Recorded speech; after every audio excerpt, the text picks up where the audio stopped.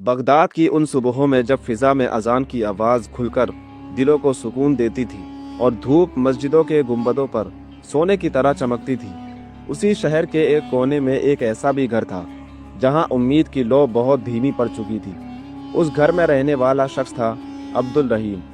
लोग उसे पहले रहीम ताजिर के नाम से जानते थे।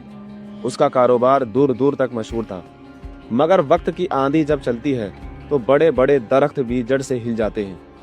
कुछ ही महीनों में उसका सारा कारोबार घाटे में चला गया। जो काफिले माल लेकर निकलते थे वो लुट गए, जो सौदे तय होते थे वो टूट गए, और जो दोस्त कभी उसके दरवाजे पर सलाम के लिए खड़े रहते थे उन्होंने रास्ता बदल लिया। अब हालत ये थी कि घर में 3 दिन से चूल्हा नहीं जला था।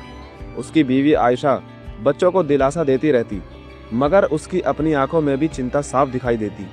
रहीम हर नमाज के बाद हाथ उठाकर दुआ करता, मगर उसके लहजे में शिकायत नहीं होती थी। वो सिर्फ इतना कहता, ऐ मेरे रब, तू बेहतर जानता है। अगर ये मेरे लिए इम्तिहान है तो मुझे सब्र दे, और अगर ये सज़ा है तो मुझे माफ़ कर दे। मैं तेरे फैसले पर राज़ी हूँ। एक दिन हालात इतने तंग हो गए कि आयशा ने धीमी आवाज़ में कहा, रहीम, बच्चे भूखे हैं, कुछ तो करो, किसी से उधार मांग लो। रहीम ने उसकी तरफ देखा। उसकी आंखों में वो दर्द भी था और अजीब सी चमक भी। उसने कहा, मैं कोशिश करूंगा, मगर मैं अपने रब पर भरोसा रखता हूँ। जिसने अब तक संभाला है वही आगे भी संभालेगा।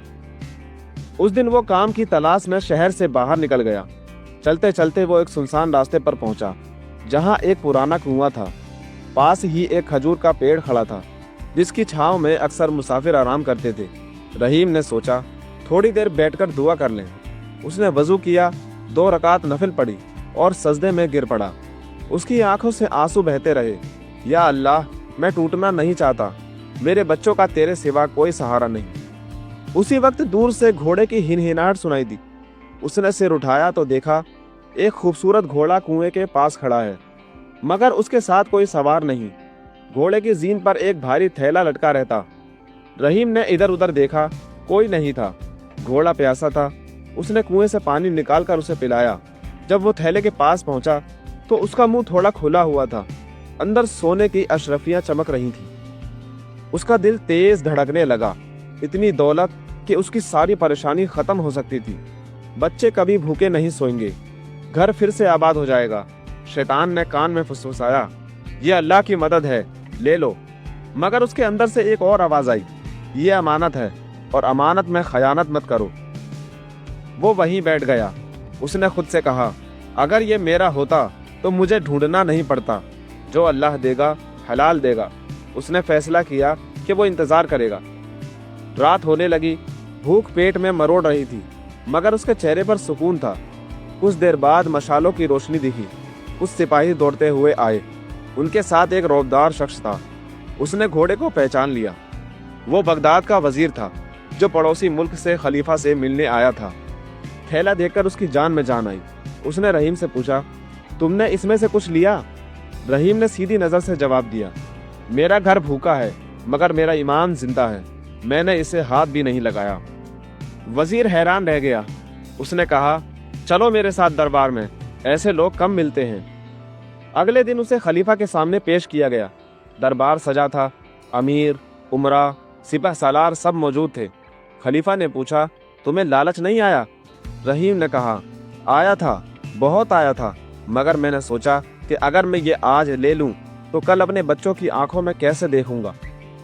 दरबार में सन्नाटा छा गया, मगर हर दरबार में एक हसद करने वाला भी होता है। एक दरबारी बोला, हुजूर, कौन जाने इसने कुछ निकाल लिया हो। ये सुनकर रहीम का चेहरा उतर गया। उसने कहा, मैं गरीब हूं, मगर चोर नहीं। खलीफा ने तहकीकात का हुक्म दिया और उसे एक रात के लिए महल में रोक लिया। उधर उसके घर में आयशा बच्चों को सीने से लगाए दुआ कर रही थी, या अल्लाह, मेरे शौहर को हिफाजत से लौटा दे। सुबह सुबह खबर आई कि थैले में एक भी अशरफी कम नहीं। वो दरबारी झूठा साबित हुआ। खलीफा खुद उठकर रहीम के पास आए। उन्होंने कहा, तुम्हारा तवक्कुल हमें झुका गया। तुमने दिखा दिया कि असली दौलत दिल में होती है। उन्होंने उसे इनाम देना चाहा, मगर रहीम ने कहा, अगर देना ही है तो मुझे कुछ काम दे दीजिए ताकि मैं मेहनत से कमाऊं। खलीफा उसकी बात से इतने प्रभावित हुए कि उन्होंने उसे शाही खजाने की निगरानी की जिम्मेदारी दे दी। लोग हैरान थे कि एक गरीब आदमी इतना बड़ा ओहदा पा गया, मगर खलीफा ने कहा, जिसने भूख में भी खयानत नहीं की वो अमानत का सबसे बड़ा हकदार है। जब वो घर लौटा तो उसके साथ शाही काफिला था। उसकी गली में लोग जमा हो गए। आयशा ने दरवाज़ा खोला तो सामने अपने शौहर को इज्जत के साथ खड़ा देखा।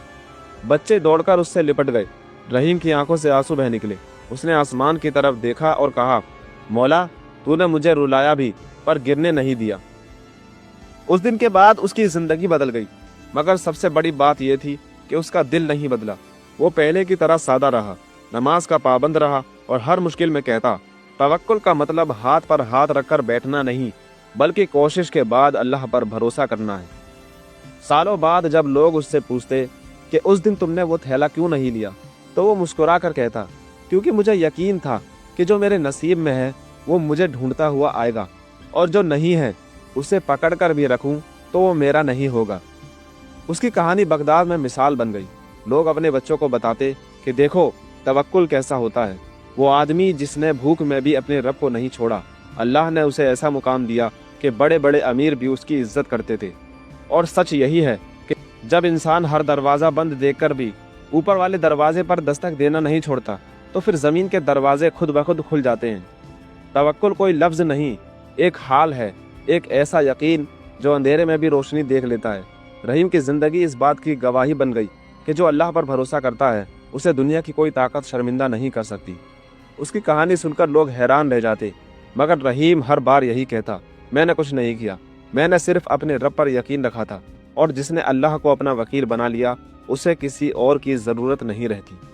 प्यारे दोस्तों, अगर आपको ये कहानी अच्छी लगी हो तो हमारी वीडियो को लाइक करें और चैनल को सब्सक्राइब ज़रूर करें, और स्क्रीन पर आ रही इस वीडियो को भी ज़रूर देखें। बहुत अच्छी कहानी।